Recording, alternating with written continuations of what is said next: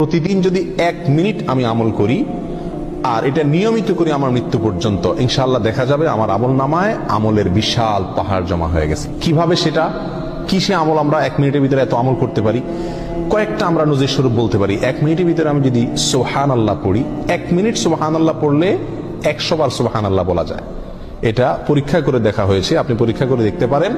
সুবহানাল্লাহ সুবহানাল্লাহ সুবহানাল্লাহ গুনে 100 বার সুবহানাল্লাহ পড়তে কতক্ষণ সময় লাগে? সর্বোচ্চ 1 মিনিট সময় লাগে। 1 মিনিট আপনি 100 বার সুবহানাল্লাহ পড়তে পারেন। আর 100 বার সুবহানাল্লাহ পড়লে কি হবে?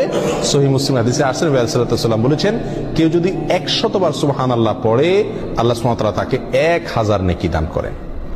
1000টি বিনিময় আল্লাহ তাআলা তাকে কিয়ামতের ময়দানে দান করবেন 100 বার সুবহানাল্লাহ পড়লে। তাহলে প্রতিদিন যদি আমি 1 মিনিট সুবহানাল্লাহ পড়ি শুধুমাত্র, তাহলে প্রতিদিন আমি 1000 করে নেকির মালিক হয়ে গেলাম। 30 দিনে 30,000। এভাবে হিসাব করেন সারা বছর, সারা জিন্দেগি কি পরিমাণ।